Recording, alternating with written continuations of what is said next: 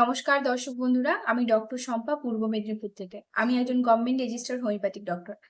আপনাদের সাথে আজকে আলোচনা করব কোলেস্টেরল কি, কোন কোন প্রকারের কোলেস্টেরল কেন বাড়ে এবং কোলেস্টেরল বাড়লে আপনাদের কি করা উচিত। কোলেস্টেরল হলো একটি লিভার থেকে উৎপন্ন মোম জাতীয় চর্বি জাতীয় এক প্রকার পদার্থ। এটি যেমন আমাদের শরীরের জন্য ভালো তেমন খারাপ। এটি মেনলি আমাদের যে শরীরে কোষ রয়েছে প্রত্যেকটা কোষের বাইরে একটা পর্দা তৈরি করে, প্লাস আমাদের হজমের জন্য সাহায্য করে, হরমোন তৈরি করে এবং পিত্তরস ক্ষরণেও সাহায্য করে। এটি সাধারণত যদি আপনি বেশি চর্বি জাতীয় খাবার দাবার খান, তার সাথে যদি শরীর চর্চা না করেন, তাহলে বাড়ার সম্ভাবনা থাকে। এবার আসি কোলেস্টেরল কয় প্রকার।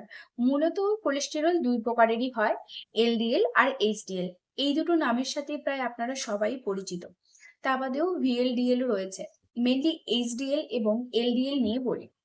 এলডিএল হলো লো ডেনসিটি লাইপোপ্রোটিন। এটি খারাপ কোলেস্টেরল নামেও পরিচিত।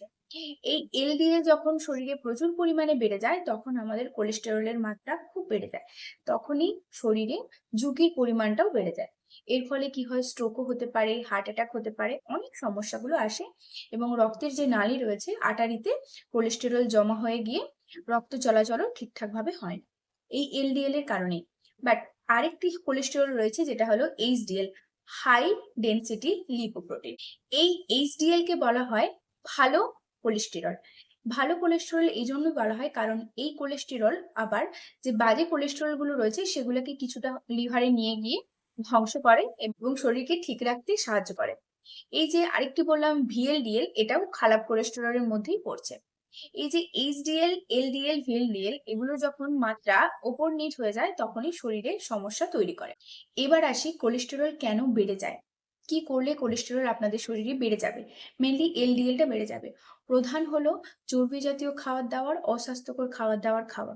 যদি বেশি পরিমাণে আপনি তেল চর্বি জাতীয় খাবার দাবার বা বেশি ভাজা পোড়া বাইরের খাবার দাবার খান তখনই আপনার কোলেস্টেরলের পরিমাণ বেড়ে যায়। অতিরিক্ত মাংস, ঘি, মাখন খেলেও কোলেস্টেরলের পরিমাণ বেড়ে যায়। নেক্সট আসবো, শারীরিক চর্চা যদি নিয়মিত না করা হয় তখনও কোলেস্টেরলের পরিমাণ অনেকটাই বেড়ে যায়। তৃতীয় যে কারণ তা হলো ধূমপান এবং মদ্যপান। এই দুটো যদি কেউ রেগুলারলি করতে থাকে তাহলে কিন্তু কোলেস্টেরলের পরিমাণ অনেকটাই বেড়ে যায়। নেক্সট, ওজন বৃদ্ধি। কারো যদি ওজন অনেকটাই ক্রমশ বাড়তে থাকে তখন কোলেস্টেরলের পরিমাণটাও বাড়তে থাকে। নেক্সট যেটা নিয়ে আলোচনা করব তা হলো বংশগত। যদি আপনার ফ্যামিলিতে বাবা বা ঠাকুর সবার যদি কোলেস্টেরল থাকে তাহলে আপনারও কিন্তু কোলেস্টেরল হওয়ার সম্ভাবনাটা অনেকটা বেড়ে যায়। আরেকটি মেনলি ডায়াবেটিস বা থাইরয়েড যদি কারো থাকে তাহলেও কিন্তু কোলেস্টেরলের পরিমাণটা অটোমেটিক্যালি বেড়ে যায়। তাই এই জিনিসগুলো যদি আপনারা একটু খেয়াল রাখেন, ঠিকঠাক ভাবে খাবার দাবার করেন, শরীর চর্চা করেন, থাইরয়েড বা সুগার থাকলে সেটাকে যদি নিয়ন্ত্রণে নিয়ে আসেন তাহলে কিন্তু আপনার কোলেস্টেরল বাড়ার সম্ভাবনা একদমই থাকে না এবং আপনি সুস্থ জীবনযাপন করতে পারবেন। এবার আসি, হোমিওপ্যাথি দ্বারা কি কোলেস্টেরল কমানো যায়? হ্যাঁ, অবশ্যই যায়। আপনার কোলেস্টেরলের মাত্রা যদি সামান্য একটু বেড়ে থাকে তাহলে অবশ্যই আপনি তৎক্ষণাৎ হোমিওপ্যাথি ওষুধ খাবেন। কিন্তু দীর্ঘদিন ধরে যদি কোলেস্টেরলে ভুগেন তাহলে কিন্তু অবশ্যই একজন চিকিৎসকের পরামর্শ নিয়ে তখনই হোমিওপ্যাথি ওষুধ খাবেন। এবার আসি কোন কোন হোমিওপ্যাথিক মেডিসিন গুলো কোলেস্টেরল বাড়লে সব থেকে বেশি ব্যবহার করা হয়। প্রথম হলো এলিয়াম স্যাটাইভা। এই হোমিওপ্যাথিক মেডিসিনটি রসুন থেকে তৈরি হয়। আর আপনারা অনেকেই জানেন যে রসুন কোলেস্টেরল কমাতে অনেক হেল্প করে। সকালবেলা কেউ যদি খালি পেটে এক কোয়া রসুন একটু ক্র্যাশ করে খায় তাহলে তার কোলেস্টেরলের মাত্রাটা কম থাকে এবং কোলেস্টেরলটা নিয়ন্ত্রণে থাকে। তাই এই যে হোমিওপ্যাথিক মেডিসিন এলিয়াম স্যাটাইভা, এটি রসুন থেকে যেহেতু তৈরি হয় তাই এই মেডিসিনটাও কোলেস্টেরল কমাতে অনেকটা হেল্প করে। আর নেক্সট মেডিসিন আসবো ক্র্যাটিগাস। এটি হার্টের একটা খুব ভালো মেডিসিন এবং তার সাথে সাথে কোলেস্টেরলের পরিমাণটাও কমিয়ে নিয়ে আসে এবং হার্টের আর্টারিতে যদি কোনো রকম প্লাগ জমে যায় এই এলডিএল জমে যাওয়ার জন্য, কোলেস্টেরল জমে যাওয়ার জন্য, তাহলে কিন্তু এই ক্র্যাটিকাস হোমিওপ্যাথিক মেডিসিনটি অনেকটা হেল্প করবে।